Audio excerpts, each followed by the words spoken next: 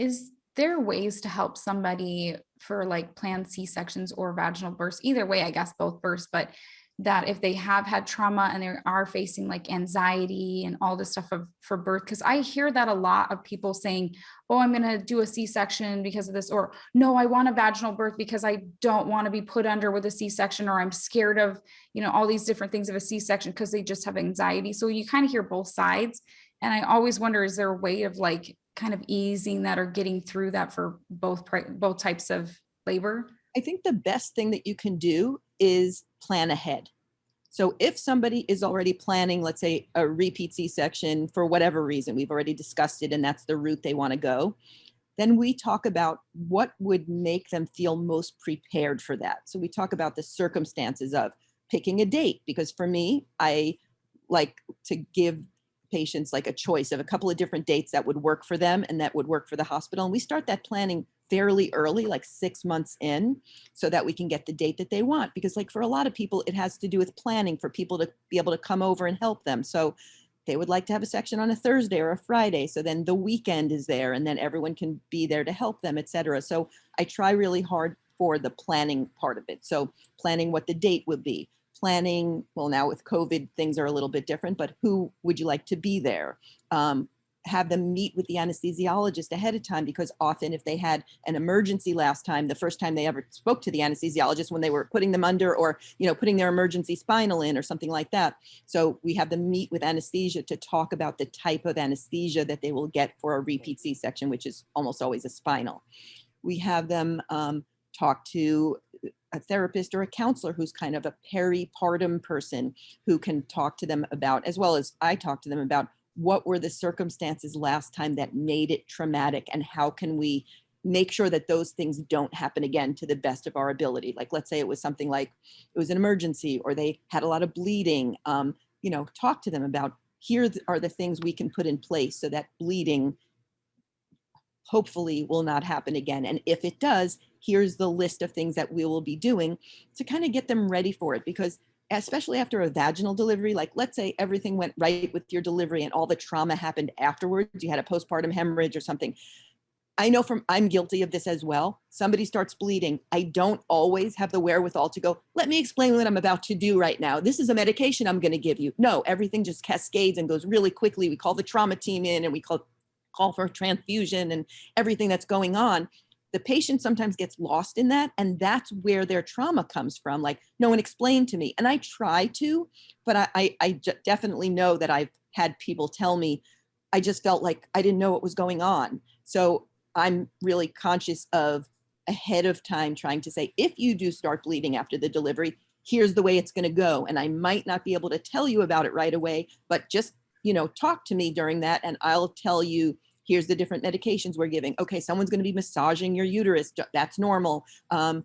We might be giving you more sedation or anesthesia or something like that. So to tell them ahead of time, not every single possible thing that could happen because that's overwhelming, but the most likely things that if you had this happen last time, that does put you more at risk for this happening this time. So if it does happen, let me tell you what you're going to see around you. You're going to see nurses running around. You're going to see someone who's going to take the baby and run, to the NICU, or all the different things, just so they are alert that those things might happen this time and to be prepared for them.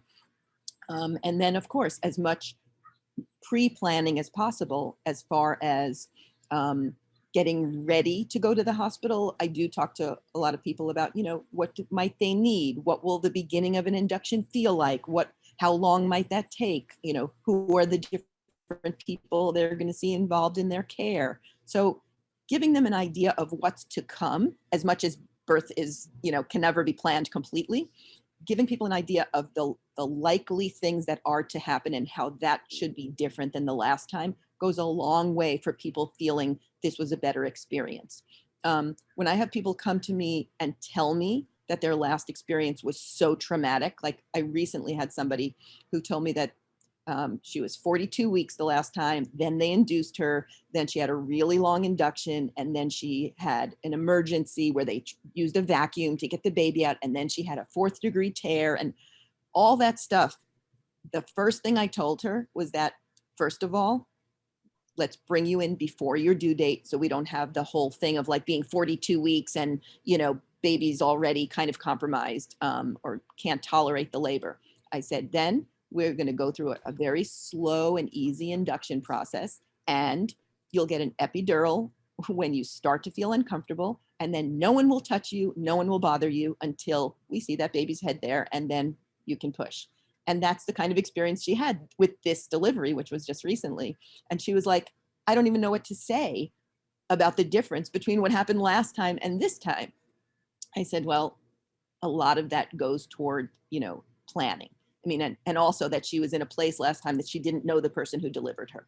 So it also goes a long way for people to like be the person you plan with, to be the person that ultimately is there at the end, or at least among the people that's taking care of you at the end. So planning is key. So as much planning and pre-preparation and writing down what your plan would be, and a couple of alternatives if your plan doesn't go the way you want it to, all of that goes a long way to people having a better experience the next time.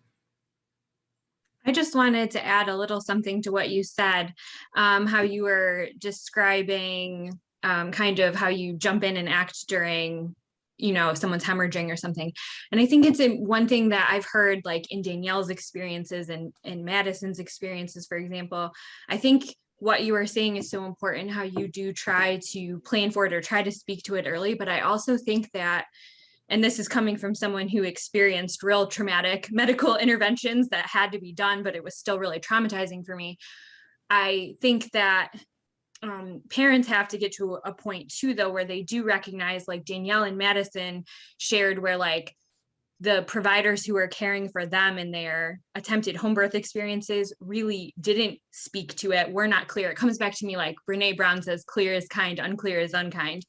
They view, a lot of times people view home birth midwives, or though that model of care, they view it, well, they're being really gentle about how they're telling it to me, or they're just kind of keeping it from me, but it's not. And the whole time, and that was something that so stood out to me with their stories, was that they were kind of kept in the dark. So I see where probably there might be times where you have to jump in and act. And I think that there's two things can exist at the same time, where parents can describe in their trauma is valid, that like that was really scary and that happened, but I would much rather have somebody who's jumping in and actually taking care of me and my baby than to have it be like, nope, everything's fine, but it's not fine, and have those kind of consequences and experience that's not kind in the long run, and it's not, that is longer trauma in the long run. So I just wanted to say that as well. Mm-hmm. Yeah, I had a recent delivery that was kind of a very unexpected emergency afterwards, where a couple that were very much wanted very low intervention. We had discussed everything from episiotomies to using a vacuum to induction and all the things, and things went really, really well until they didn't. So normal course of early labor, normal active labor, got an epidural, was fully dilated and started to pushed for about an hour and a half. We have this term kind of that we use that makes a little bit of sense, where it's kind of a tight squeeze, like when people are pushing and the vagina is just not really accommodating, like it's still really, really tight. And even when she's pushing, a very little piece of the baby's head comes out very slowly. And in our mind, when that happens, it's a setup for a shoulder dystocia. Like if somebody's pushing and the baby's coming out very slowly and kind of squeezing that head out, we always worry that the shoulders will get stuck after that. But anyway, she was able to push the baby out, and even the slow push, baby came out, and the baby needed a full resuscitation, even though the fetal heart monitor was okay the whole time that she was pushing. But the baby was compromised, like on the way out. And, they had to do CPR on the baby and code the baby and take the baby to the NICU. And in testing the baby, like we do some tests on the baby for to make sure that there's no problem with the brain, and they test the pH of the baby's blood. Everything came to the conclusion that it was all fine. It was just like last minute trauma of being pushed out that slowly and being so squeezed for that amount of time. Baby ended up, a few days in the NICU and then went home with her. But she was really traumatized from that whole experience, pushing your baby out thinking everything natural, everything's great. And then the baby needed all this care, and seeing the whole team run in, grab your baby, doing chest compressions on the baby, so now here we are 6 weeks later. What do you think? Postpartum depression, trouble breastfeeding, all those things. So it's like, knowing that that happened during the delivery, I knew that she was a setup for these next 6 weeks to need much more care. And I didn't say, come at your 6-week appointment. I saw her 2 weeks afterwards. I saw her 4 weeks afterwards. I saw her 6 weeks afterwards. We hooked her up with a postpartum therapist, hooked her up with lactation consultants, so that everything was kind of in place for her. And that the last time she came in to see me, still having trouble breastfeeding, we had the conversation about, I totally get that you really want to breastfeed this baby exclusively, and you're doing everything right, and you're being a great mom, baby's growing, but let's talk about what combination feeding would look like.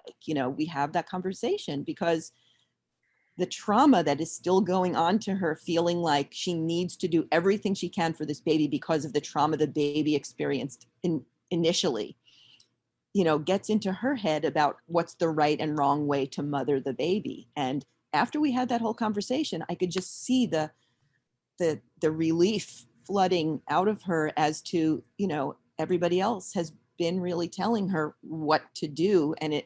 And she needed to hear, it's okay to, ease up a little bit on yourself as far as what you feel, and realizing that a lot of that came from what happened at the time of the delivery.